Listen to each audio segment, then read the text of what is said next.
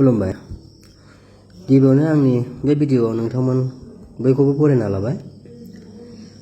Specially बे भिडिअआ स्टुडेन्टफोरनि थाखायल' जागोन दायो आं बे भिडिअ बानायनायनि मेन टपिकआनो जाहैबाय थांनाय बोसोराव जाय NSP स्कलारशिप खालामदोंमोन बिथांमोननाव मोनसे SMS हाबफैदों दा बेखौनो माबोरै खालामनांगौ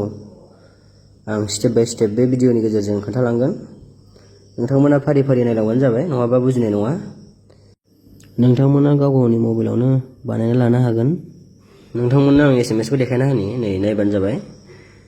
मोनसे OTR नाम्बार फैदों बेयाव बुंदों NSP OTR मोनसे एप्स दङ बेखौ प्ले स्ट'रनिफ्राय बोनानै नोंथांमोना डाउनलड खालामदो बे एप्सखौ डाउनलड खालामखांनायनि उनावहाय OTR नाम्बारजों लगइन खालामदो लगइन खालामनायनि उनावहाय जाय बिथांनि खालामगोन बिथांनि फेस एबा मोखांखौ साफायनानै होनांगोन बेखौ साफायना होबानो जायो आरोखि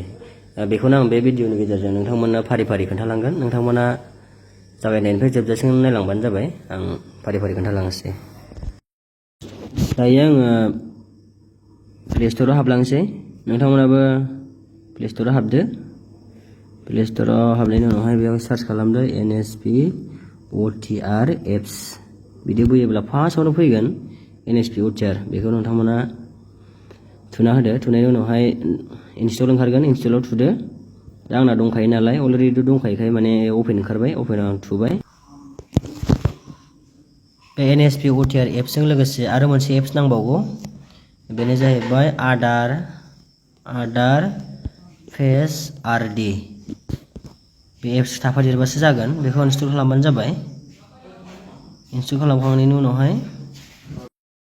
गाहायाव थांदो KYC बाय फेस अथेन्टिकेशनाव याव थुबाय दाना नैयावहाय रेफारेन्स नाम्बार बिदों गोजौआवहाय बेवहाय मेसेजावनो फैखायो OTR नाम्बारखौ बेयाव थुबानो जाबाय थुनायनि उनावहाय नैयाव सेन्ड OTP थुदो सेन्ड OTP आव थुबाथाय NSP स्कलारशिप बानायनायाव जाय मबाइल नाम्बारखौ होदोंमोन बेवहाय मोनसे OTP थांगोन बे OTP खौ नैयाव थुनायनि उनावहाय खेबसेखौबो थुदो थुनायनि उनावहाय नेक्स्ट थुबानो जायो ओमफ्राय जायना मेसेज फैयाखै बिथांमोना नैबे फरवर्डआव थुबानो जाबाय बे फरवर्डआव थुनानै आं बानायगोन दा नोंथांमोना नायलांबानो जाबाय बे फंबायना मेसेजखौ दानफ्लांबायनो बेखायनो बेखौ खालामना खोन्थानोसै नैयावहाय आधार नाम्बार थुबानो जाबाय दायो आं थुनोसै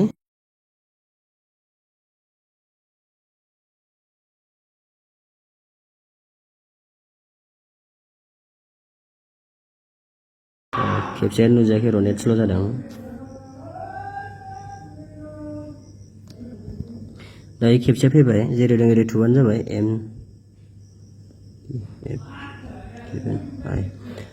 नैबे सार्चआव थुदो नोंथांमोना नै गाहायाव नुदों सार्चआव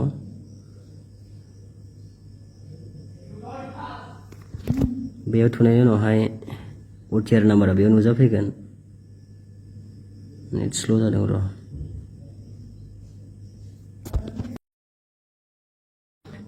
बेयाव थुखांनायनि उनावहाय ओंखारबाय नै गाहायाव रेफारेन्स नाम्बार एबा OTR नाम्बारा फैखाबाय बिथांनि नामाबो बेवहाय फैखादों डेट अफ बार्थबो फैयो KYC बिथाङा नैबे KYC खौनो खालामना होदों नालाय नट डान जों KYC खौनो खालामगोन नालाय बेयाव थुना होदो बेयाव सेलेक्ट खालामदो सेलेक्ट खालामनायनि उनावहाय इउज दिस रेफारेन्स नाम्बारखौ बेयाव थुदो थुनायनि उनावहाय बे सेन्ड OTP आव थुबानो जाबाय रेजिस्टार मबाइल नाम्बारावहाय OTP थांगोन दायो OTP आ फैबाय बेखौ थुना खोन्थानोसै 169961 OTP थुखांनायनि उनावहाय खेबसे क'डखौ थुदो जेरै दं ओरै QZ54 NK खेबसे क'डखौ थुखांनायनि उनावहाय नेक्स्टआवहाय थुदो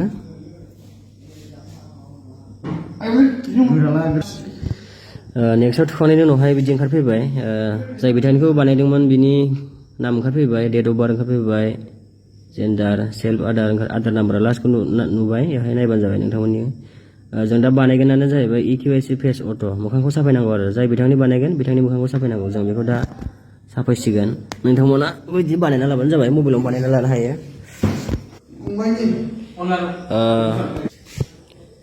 नोंथांमोना बेयाव थुबानो जाबाय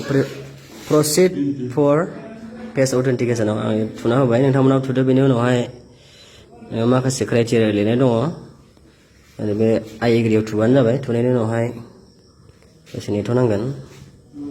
केमेराया नुजाबाय नोंथांमोना ओरै साफायबानो जाबाय मेगनखौ मेसेबनानै माबाफिनलाय नायफिनलाय जाबाय मोखांखौ साफायखांनायनि उनावहाय नेट स्ल' र' जाथ'वाखै दायो बिथाङा जाबाय साक्सेसफुल खोन्थाबाय बेबायदि खालामखांनायनि उनाव जेबो खालामनांगौ गोनांथि गैला जाब्लाथाय मबाइलाव मोनसे मेसेज फैगोन साक्सेसफुल जानायनि उनावहाय बेबायदि मोनसे मेसेज फैगोन मबाइलावहाय बेबायदि फैयोब्लानो गासिबो खामानिया जाजोब्बाय सोरबाफोर बुजियाखैब्ला कमेन्टआव लिरना खोन्थाहरब्लानो जाबाय आं हानायखिनिखौ फोरमायहरगोन भिडिअखौ जोबजासिम नायनायनि थाखाय गोजोन्थों।